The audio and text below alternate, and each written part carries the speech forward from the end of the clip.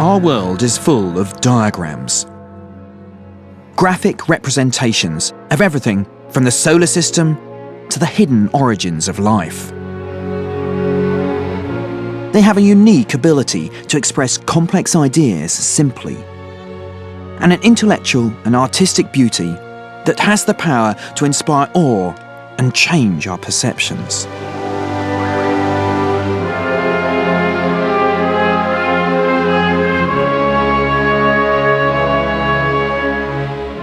In 1543, a diagram drawn by an obscure but highly educated Polish cleric revealed to the world an idea that was truly revolutionary. A universe, not with the Earth at its centre, but the Sun. His name was Nicolaus Copernicus, and he's revered today as the inventor of modern astronomy. And here he is in a rather romanticised 19th century painting, surrounded by the tools of his trade. Tools that helped him to create this extraordinary diagram, which is as pertinent today as it was 500 years ago. And it was this diagram that helped him to answer some of the biggest questions on the scientific books. What does the universe look like? How does it work? And where, crucially, are we in it?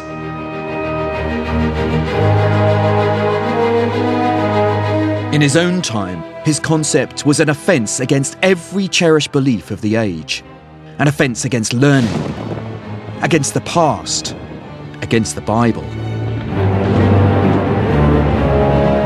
It took the world 150 years to accept his revolutionary ideas, and by then the world had all but forgotten who he was.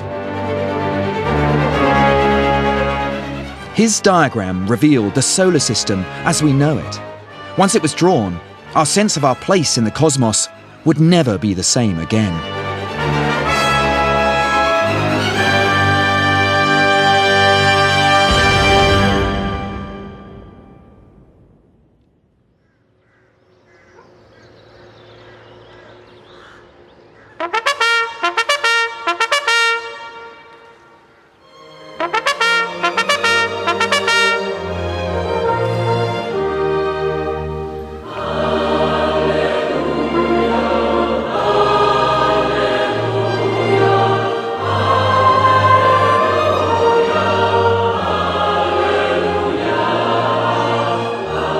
At the cathedral in the town of Frombork, in northeast Poland, I'm witnessing an extraordinary event. An elaborate funeral marking the end of a 200-year search for the remains of a Polish churchman and scientist who was originally buried here in an unmarked grave in 1543. The remains are those of Nicolaus Copernicus. Well, this is a pretty amazing event for the locals here, but also for everyone else. There are historians, astronomers, physicists and mathematicians from all over the world, and they come here to see the final formal laying to rest of a man who died nearly 500 years ago. An unsung hero who pretty much invented modern astronomy and started the scientific revolution.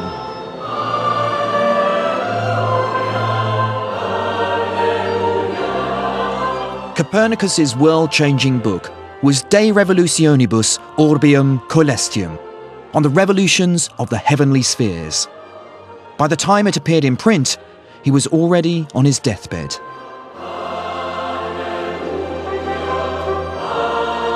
At a time when science, the Bible, and plain common sense all agreed that the Earth was static at the centre of the cosmos, Copernicus dared to say different. His was a dangerous idea, one that threatened the very foundations of Western thought itself.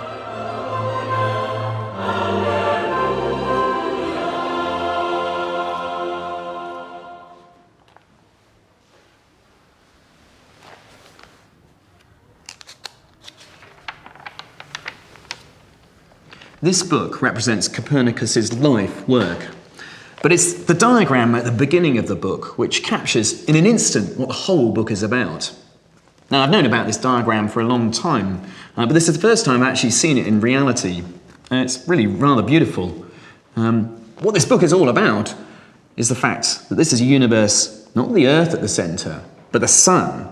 And here we see the planets going around in concentric circles. The Earth is right out here, Saturn right at the edge. I think it's hard for us to realise today quite how revolutionary an idea this would have been at the time. Copernicus certainly realised he was afraid to publish the diagram. He was frightened of the scorn he'd get for the absurdity of such an idea. His diagram shows the planets, each numbered and named in Latin, moving round the Sun in circular orbits. It was a vision of the heavens that no one in the world had ever seen, one that flew in the face of the most fundamental ideas about the universe. For over 2,000 years, men had believed that the Earth was static at the centre of the cosmos, with the Sun and planets moving around it. To try to prove otherwise was an act of madness and heresy rolled into one. You can see Copernicus in action. There are lots of little crossings out, just like the crossings out I do in my own work. There are tables here still waiting for data to be put into them. And he's even drawn a little meteor at the top of this page here. It's really beautiful. And you can see just full of calculations that Copernicus was making at a time when he didn't have a computer to help him out with it all. And it's just beautiful the way he's written his manuscript around the diagram itself. So there it is, the first surviving diagram in human history that puts the Sun at the centre of the universe. Copernicus had sown the seed of what we now know as the heliocentric system. But he wasn't the first man to think about it. The Greeks had toyed with the idea. One of them, Aristarchus, seems to have taken it seriously and suffered ridicule as a result for pursuing an idea that flew in the face of accepted reason. Copernicus would devote his life to what seemed like an impossible theory, a heliocentric universe in which the Earth was both spinning and orbiting the Sun at high speed.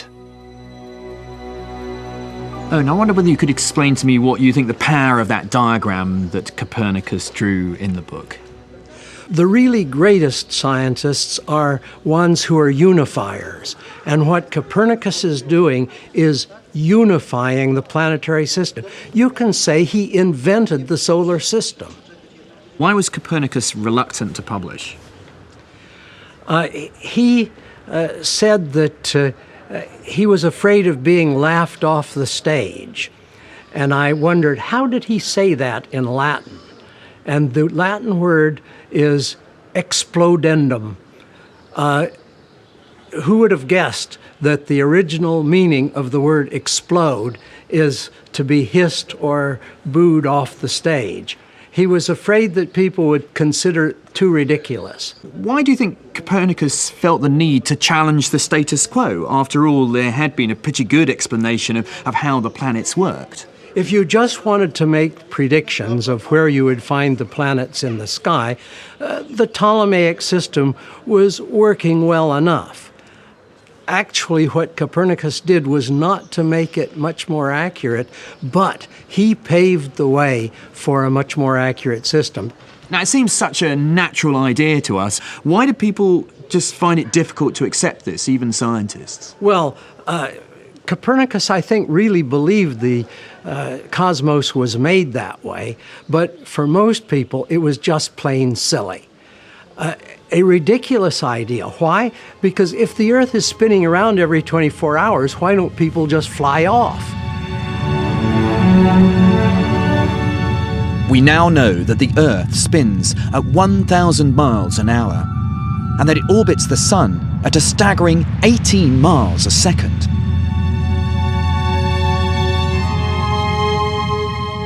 Copernicus was the first person in history to identify this double global movement of spin and orbit. It was an extraordinary insight, but one that he couldn't prove. It took Newton's discovery of gravity to explain why we don't fly off.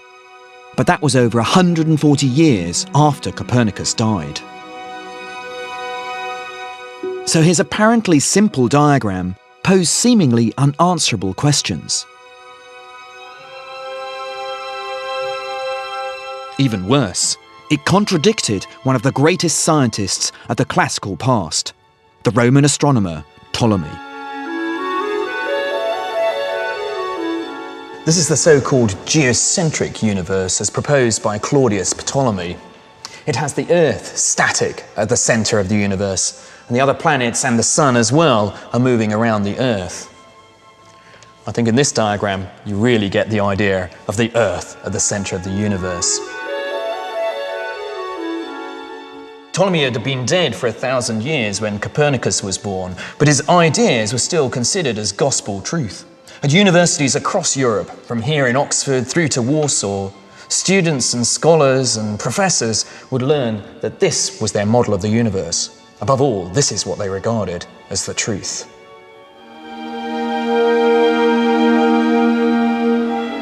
But the truth came at a price. Ptolemy had to make sense of the whole range of planetary movements as seen from his static Earth. To do it, he was forced to invent complex loop-the-loop orbits that he called epicycles. For Copernicus, the Ptolemaic system was too complex, too cumbersome. Planetary orbits, he was convinced, should be simple and circular, harmonious and beautiful. In my old Oxford college, Wadham, I'm meeting a historian with a keen understanding of just how difficult a challenge Copernicus faced. Dr. Alan Chapman. First of all, let's face it, forget all we know about the last 500 years of astronomy. Do we seem to be flying through space at 18 miles a second? Why, when you drop an object, does it fall straight down rather than flying off into the air? Common sense and experience said the Earth was fixed in the centre of the universe. Also, too, not only do you have Ptolemy, you have the philosophy of Aristotle. And what Aristotle had was a whole system of physics, explaining the weather, explaining meteorological phenomena, comets, all kinds of things. And Aristotle's system was based entirely on an Earth-centered system. So in other words, if you lost your cosmology, if you abandoned Ptolemy and threw him out of the window and said the Earth is spinning in space, you lost all the physics of Aristotle as well. And so really, all you get with the Copernican theory is one thing. You explain the planetary retrogrades more simply than with epicycles, but for that, you lose the rest of classical physics. And so to most people, it was hardly a trade-off. But it wasn't just the Ptolemy-loving world of scholars that Copernicus had to worry about.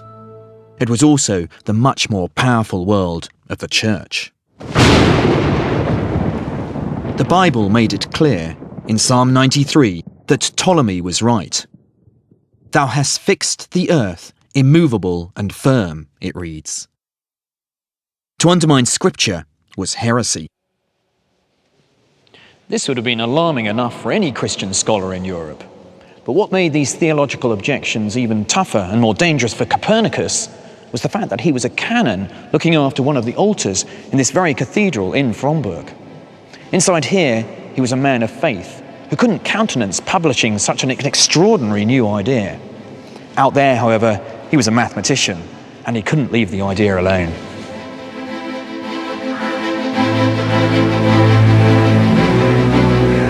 Copernicus moved to Fromberg around 1510. He was then in his mid-30s, an educated man, a graduate of the universities of Krakow, Bologna and Padua. He had degrees in law, divinity and medicine, and spoke several languages. He would spend the rest of his life here, a servant of the great cathedral, where his uncle held the powerful post of bishop. But just across the courtyard from the cathedral is the building that represented his other life, the tower where he carried out his revolutionary work so radical he was afraid to publish it.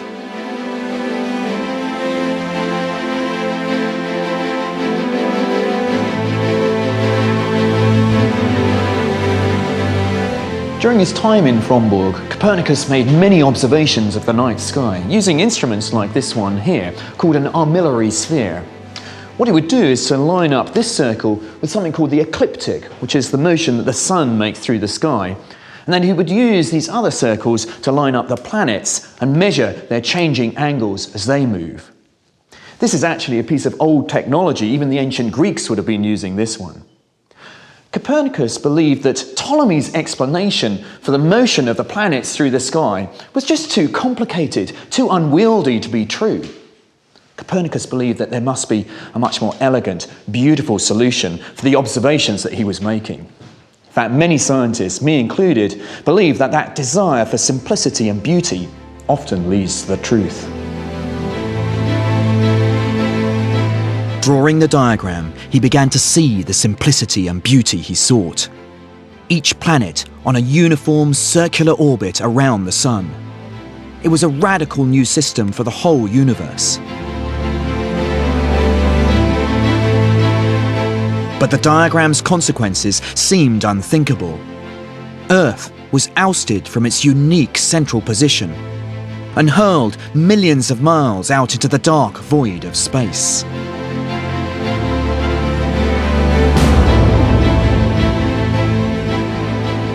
And even if it was right, how could he ever prove it? His manuscript reveals what he went through to try to do it. He begins with a description of his heliocentric universe. But almost all the pages in this extraordinary work are not about words, but numbers. Because the key for Copernicus was mathematics. As a mathematician, it's these pages full of calculations, theorems and geometric drawings that I find really exciting. It's these that underpin the diagram. Here's Copernicus, the mathematician, working out an incredibly abstract mathematical problem. It was a scientific number-crunching exercise on an epic scale.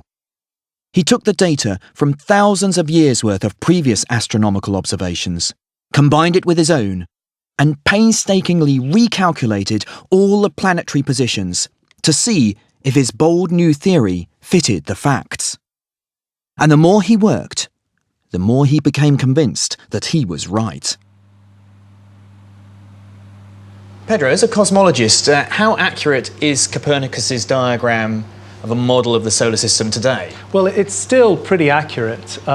We know that there's another planet out here, Neptune, but it looks very much like this. I mean, of course, the distances aren't exactly right, but the orbits are pretty circular.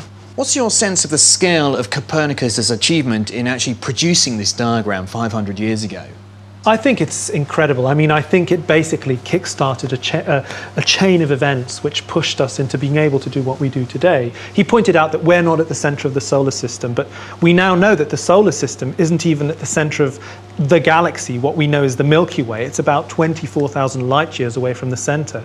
And our galaxy is one of many billions of galaxies in the universe. So we're pretty insignificant in the grand scheme of things. Isn't it quite striking that, you know, in our very modern age that we're still coming back to this, 500-year-old diagram as our picture of our solar system? Well, it's fascinating because, it's right. So, if you sit in front of your child, you will draw this. If they want to explain the solar system, this is what you'll draw. If we ask an adult, can you describe the solar system, this is what they'll draw. So I think this is a wonderful piece of information. It's a wonderful diagram.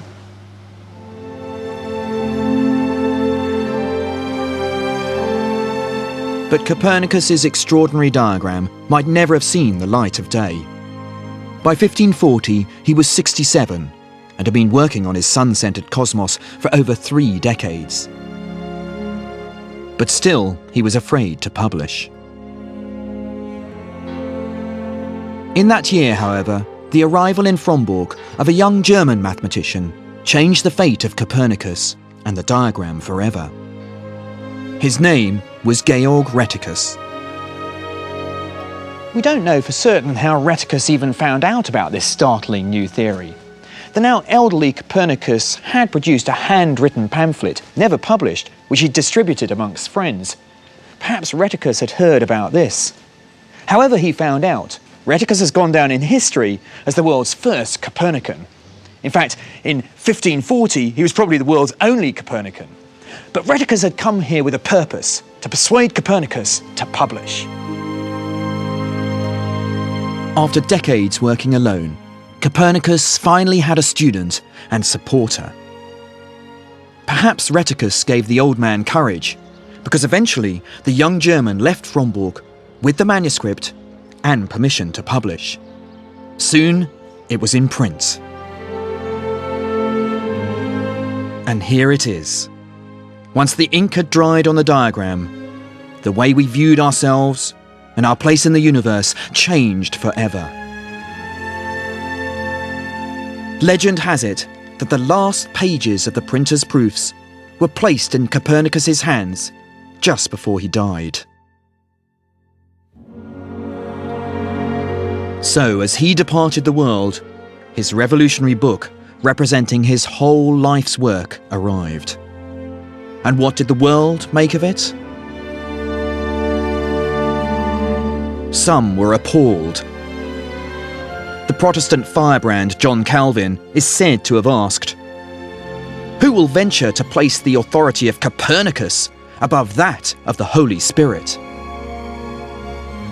And the trouble didn't end there. In 1616, the Inquisition placed the book on its index of prohibited books and issued 10 instructions about how the book should be amended to meet theological requirements. By inserting words like hypothesis, they practically neutered the potency of this book, changing it from being a description of physical reality into being just some theoretical, abstract game. Copernicus wasn't hissed off the stage. He was frog-marched out of the theatre.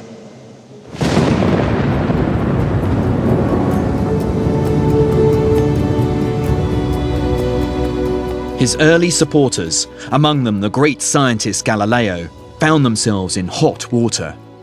He was accused of heresy and placed under house arrest for supporting Copernicus's ideas.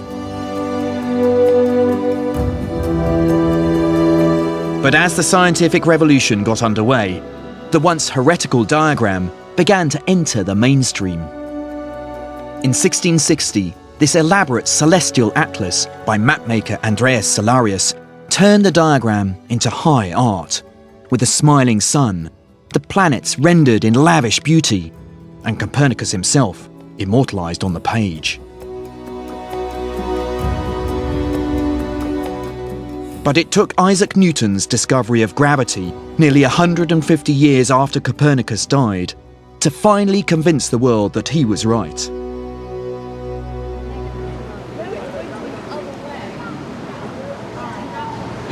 We're now so attuned to the Copernican system that we don't even think about it.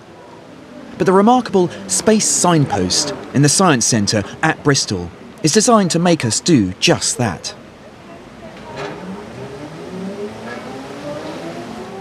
Using state-of-the-art technology, it tracks the rapidly changing distances between Earth and the planets in real time.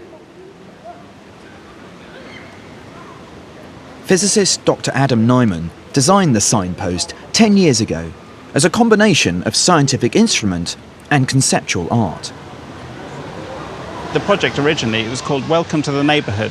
That was the idea. That's nice. So that sort of captures that sense that Copernicus did with his diagram, that we aren't at the centre of things, we're a little neighbourhood and here are the planets. Yeah. I think one of the things that Copernicus's diagram shows us is that we can feel at home in our solar system. And that's what Space Signpost is trying to do. So, and how would you say that it helps us understand, for example, Copernicus's idea of that we're not at the centre of things? One interesting way it does that is, I can demonstrate, if I select Pluto, you'll see that the signpost will move round. Right, yeah. And it will point to Pluto. Yeah. And you'll see what happens is it's pointing below the horizon, it's pointing straight into the Earth. It's pointing at me. People expect space to be up. And things in space should be up. And then they realise, well, actually, we're on a round planet, and space is all around our round planet. And so the quickest way to get to Pluto at the moment it's through the Earth and out the other side. That's right. Very interesting. So that's the... Yeah, and now interesting is it is moving constantly, which is, I guess, also something that Yeah. there we are, Pluto moving again. I suppose, is that something that people get out of it, that sense that we aren't in a fixed universe, but a dynamic one? It is, that's another thing. If I make it point back to Mars, you can see when it gets there, Yes. we can see these numbers. So it's 236,423, 465 kilometres. That's changing really very fast. That's really fast. I mean, it's hundreds of kilometres being added. Yeah, every second or so. And that comes as a surprise to people. People have an expectation that things in space are pretty much static, that they stay. So space-time post turns the universe into a dynamical universe. So that's one of the surprises. And I guess that's in a way that Copernicus's diagram sort of gives a very static view, a sort of snapshot. But this is like almost animating Copernicus's diagram. Yeah, this is it's easier for us these days. Yes. Today, our notion of space still owes everything to Copernicus and his diagram. And 500 years after it was made, the man himself is finally receiving the honour that never came to him in life.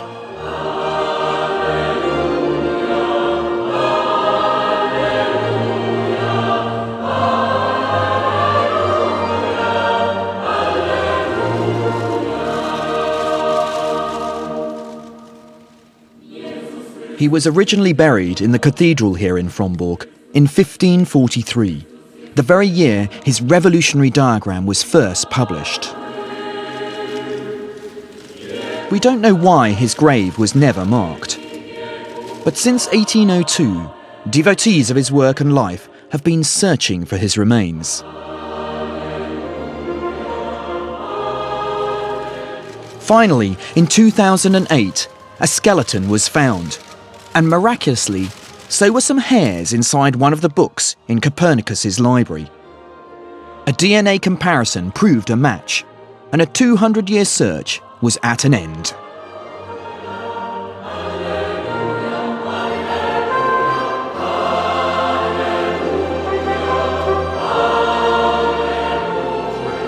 His story really comes full circle here at his grave in Frombork. It was a genuinely moving experience to see the final laying to rest of such an iconic figure in the history of science. Although the man is now just bones in a box, the diagram which sits above his grave will live forever. It's a diagram which changed our understanding of the nature of the universe and our place in it.